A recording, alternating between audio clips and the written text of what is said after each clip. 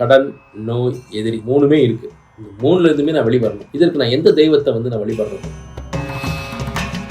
அவரால் நம்பவே முடியல. என்னுடைய பணத்தால் சாதிக்க முடியாதத இந்த பக்தி எனக்கு சாதிச்சு கொடுத்துருச்சு, நான் நம்புறேன் அப்படின்னாரு. அப்புறம் சொன்னேன், நம்மளுடைய 6ஆம் இடத்துல என்ன கர்மா இருக்குன்றது கண்டறிந்து அந்த தேவதையை நம்ம பிடிக்கும் போது நம்முடைய கடன், நோய், எதிரிகள் பஸ்பமாயிருவாங்க.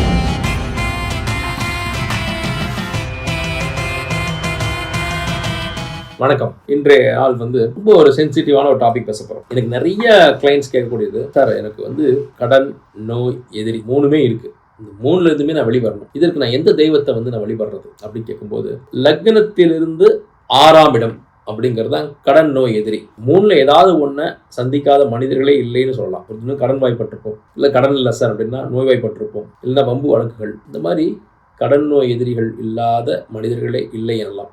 ஒன்று 3மே இருக்கும், இல்லை 3ல ஏதாவது ஒன்று இருக்கும். இது வரைக்கும் வரலைன்னா நீங்கள் வரக்கூடிய அபாயம் கண்டிப்பாக இருக்கும். இந்த 3 வகையான கஷ்டங்கள்ல இருந்து இல்லை 3ல் ஏதாவது ஒரு கஷ்டங்கள்ல இருந்து நீங்கள் விடைபெறுவதற்கு எந்த தெய்வத்தை வழிபடலாம் அப்படிங்கிறது உங்கள் ஜாதகத்தில் தான் இருக்கும். ஏன்னா ஒவ்வொரு ஜாதகமும் தனித்துவம் வாய்ந்தது.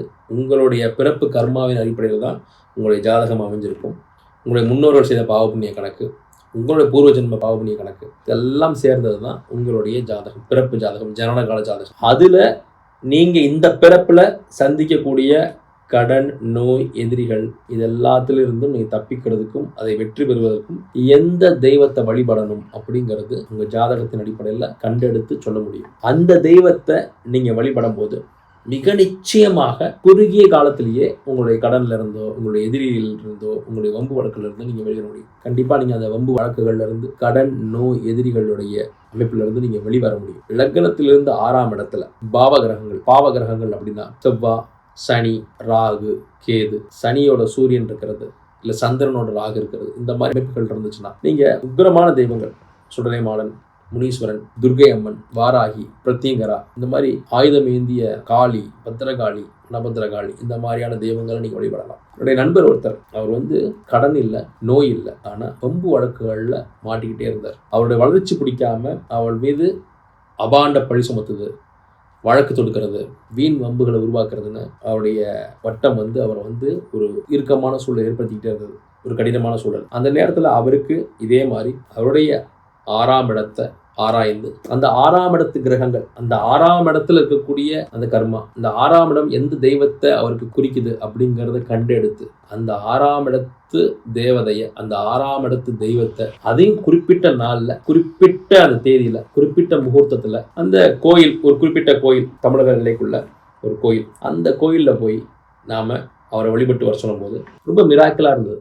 அவர் சொன்னார், நான் எத்தனையோ பணங்கள் இழந்துட்டேன் இந்த வழக்குகள்ல, வம்புகள்ல இருந்து தப்பிக்கிறதுக்கு, ஆனா எதுவுமே எனக்கு செயல்படலை. இந்த கோயில், இந்த தெய்வத்தை வழிபட்டா எப்படி தீரும் சொல்றீங்க? நீங்க வேற ஏதாவது பரிகாரங்கள் சொல்வீங்கன்னு நினைச்சா 6ஆம் இடத்தை ஆராய்ந்து அதுல இருந்து ஒரு தேவதையை எடுத்து நீங்க கொடுத்து, அந்த தேவதையை, அந்த தெய்வத்தை நான் போய் இந்த குறிப்பிட்ட முகூர்த்தத்துல வழிபட்டு வந்தா எனக்கு இந்த வம்பு வழக்குகள் தீர்வு கிடைச்சிடும் நீங்க சொல்றீங்க, இது எப்படி நம்புறது அப்படின்னாரு. நீங்க எத்தனையோ முயற்சிகள் பண்ணிட்டு அதுல எதுவுமே செயல்படாம, அது எதுவுமே பலன் தராம தான் நீங்க இந்த முயற்சிகளை வந்திருக்கிறீங்க. இதுல உங்களுக்கு எந்த பெரிய பாதிப்பும் இல்லை. நான் சொல்லக்கூடிய அந்த தெய்வத்தையோ, அந்த தேவதையோ, அந்த குறிப்பிட்ட நாள்ல, குறிப்பிட்ட நட்சத்திரத்தை, குறிப்பிட்ட முகூர்த்தத்துல, குறிப்பிட்ட அந்த நேரத்துல போய் நீங்க வழிபட்டு வரும்போது உங்களுக்கு தீர்வு கிடைக்கும் நான் சொல்றேன். நம்பிக்கையோட செய்யுங்க, உங்களுக்கு கண்டிப்பா பலன் கிடைக்கும்னு சொல்லும்போது, அதே போல அவர் போய் செஞ்சுட்டு வந்தாரு. செஞ்சுட்டு வந்த பிறகு அந்த சூழல் இவருக்கு சாதகமாக மாறியது. அதற்குன்னு ஒரு மேஜிஸ்ட்ரேட் வராரு. அவர் அந்த தீர்ப்பை எழுதுறதுக்கு முன்னாடி இவருடைய நியாயங்களை ரொம்ப பொறுமையா கேட்டறிந்து, இவர் பக்கத்தில் இருக்கக்கூடிய அந்த மொத்த விஷயத்தையும் ஆராய்ந்து பார்த்துட்டு இவர் பக்கம் தவறே இல்லைங்கிறத உணர்ந்து,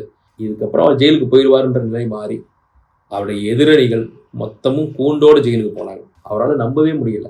என்னுடைய பணத்தால் சாதிக்க முடியாததை இந்த பக்தி எனக்கு சாதிச்சு கொடுத்துருச்சு, நான் நம்புறேன் அப்படின்னாரு. அப்புறம் சொன்னேன், நம்ம ஜாதகத்துல தான் நமக்கான இஷ்ட தெய்வம் இருக்கும். அதை கண்டெடுத்து அந்த தேவதையை பிடிக்கும் போது நமக்கு செல்வம் சேரும். நம்மளுடைய 6ஆம் இடத்துல என்ன கர்மா இருக்குன்றது கண்டறிந்து அந்த தேவதையை நம்ம பிடிக்கும் போது நம்முடைய கடன், நோய், எதிரிகள் பஸ்பமாயிடுவாங்க. அந்த தெய்வத்தின் முன்னாடி கடனும் நிற்காது, எதிரியும் நிற்காது, வம்பு வழக்கும் நிற்காது. அப்போ அதெல்லாம் யாரு அப்படின்றது அவங்க ஜாதகத்தில் தான் இருக்கும். அந்த ஜாதகங்களை ஆராய்ந்து, அந்த பாவகத்தை ஆராய்ந்து, அந்த பாவகத்துடைய கர்மாவை ஆராய்ந்து, அதிலிருந்து நீங்க தெய்வத்தையும் எடுத்து அதை நீங்க வழிபடும் போது நிச்சயமாக தெய்வத்தின் முன்னால எந்த தடையும் நிற்காது, எந்த மனிதரும், எந்த எதிரியும், எந்த வம்பும் வழக்கும், எந்த நோயும் நிற்காது. அப்ப நம்ம ஜாதகத்தை ஆராய்ந்து அதற்குரிய தெய்வத்தை வழிபடும் போது நிச்சயமாக வெற்றி கிடைக்கும். நான் சொன்ன மனிதர் அதன் பிறகு அந்த தெய்வத்தை ரொம்ப தீர்க்கமா பிடிச்சு, கடனும் இல்லாம, நோயும் இல்லாம, வம்பு வழக்குகள் இல்லாம ரொம்ப நிம்மதியா, ரொம்ப பீஸ்ஃபுல்லா தன்னை வாழ்க்கையை நடத்திட்டு இருக்காரு. மற்ற வகையில அவர் சிறந்த உழைப்பாளி. அந்த உழைப்பு தான் அவருக்கு வெற்றியை கொடுத்துக்கிட்டு இருக்கு. கூட இந்த தெய்வத்தை அவருக்கு நம்ம எடுத்து கொடுக்கக்கூடிய அனுகூலத்தையும், அவருடைய அந்த பரந்த மனமும், தேவை மனப்பான்மையும், அவருடைய நற்குணங்களும் தான் அந்த கர்மாலிருந்து வெளில வர்றதுக்கான வழியவே அவர் காமிச்சது. அவரை அறியாமலே அவர் செய்த புண்ணியங்கள் நம்மை நோக்கி, அந்த தீர்வை நோக்கி அதில் அவர் ஜெயிச்சிட்டார்.